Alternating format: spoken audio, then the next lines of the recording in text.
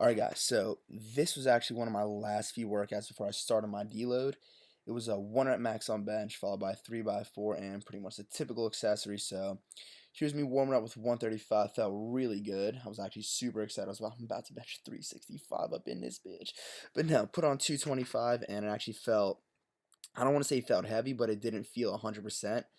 And that kind of like depressed me a little bit because I mean it normally wouldn't depress me, but the fact that I had a 1 rep max that day was kind of like, come on, like really I can't be 100% to say like I'm trying to bench like 4 or 5, but yeah.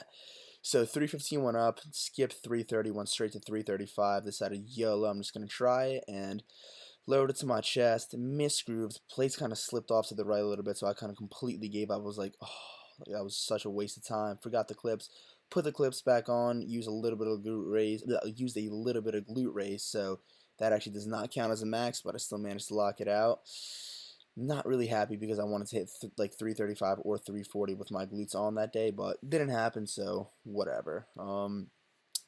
As you just saw, did a set of 280 for 4, which is a PR, and here's my second set. I thought it was gonna be a breeze because my first set was so easy, but out of nowhere, I just failed this for some reason. It kind of confused me, but at the same time, it makes sense because I didn't sleep that much that night because I woke up super early because I wanted to hit the gym before I went to the beach so I can get like that optimum tan. And honestly, like I'm willing to sacrifice a little bit of like training to go to the beach at an ideal time to get a tan because the tan's important. I'm obviously being sarcastic there, but tans are very, very important. So I urge anyone who's actually training right now in the summer, definitely focus on getting a tan. So this is my last set. I just did 225. I repped it out because didn't feel like lowering 10 pounds and doing just like another depressing set of 4 because it just wasn't worth it. Like 225 for reps is more fun.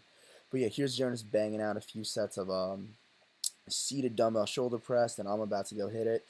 And yeah, at this point, it's just pretty much the same old generic accessories, nothing really interesting about that. So I'm going to start talking about the whole purpose of this video, which is pretty much deloading, why you hate it, why it's so important, and why you should pretty much be doing it. So my training hasn't really been the best or the most consistent, especially like in the kind of the winter era.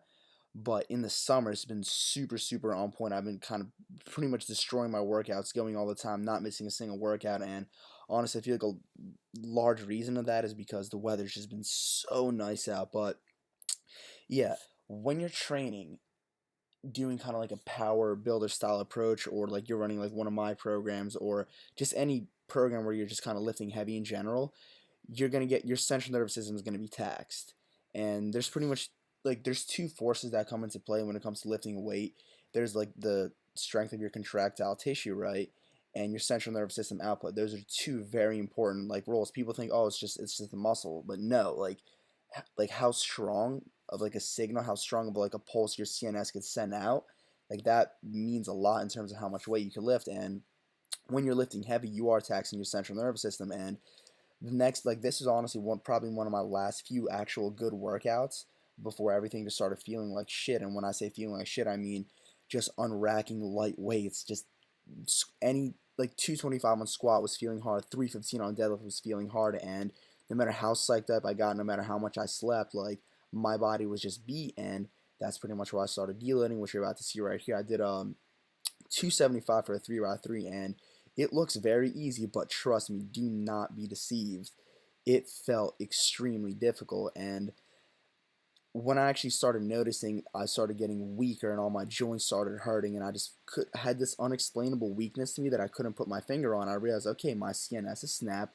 I need to deload. And normally people that don't know about deloading, how they would approach that is, oh, like, oh, you have to train harder. It's a train or die mentality. Like, you just have to push through. You need to stop being a little pussy. You just got to do whatever it takes. And I know it's counterintuitive, but taking time off is honestly very beneficial. Now, when it comes to a situation like that where your central nervous system is fried, a lot of people just, for example, just take a week off the gym, which is completely fine. You could do that, or you could do a deload, for example, where you just come in and do like a 3 by 3 on all your main lifts with like like maybe like 50% of your max, 60-70% of your max, just something extremely light, right? And what that does is pretty much it reinforces like the movement pattern, so you still like keep all the motor pathways without losing anything. you're allowing muscular recovery because you're lifting like like a very light weight for what you're capable of doing, and it's not really taxing your CNS because, like I said, you're using very small percentages of your max. And doing that, when you're done your deload, pretty much you'll be good to return to normal training again. And another kind of upside of deloading, kind of you let your soft tissue heal, your connective tissue heal, and you just get a small little break from training, and you just get insanely motivated when you come back. So you saw me do 225 for my 3x3 on bench, this 315 for 3x3 on deadlift. Oh my god, I cannot begin to stress to you how heavy this felt, even though it looked light, just because my central nervous system was so fried. Like, doing the deload was just, it was the worst. So it took maybe like a week for me to start feeling my central nervous system kind of come back to it, and I didn't do any type of training whatsoever during this week except for these like 3x3s. I came in one day for a shoulder workout and just it felt weak, so I kind of cut it. But yeah, so my deload is finally over.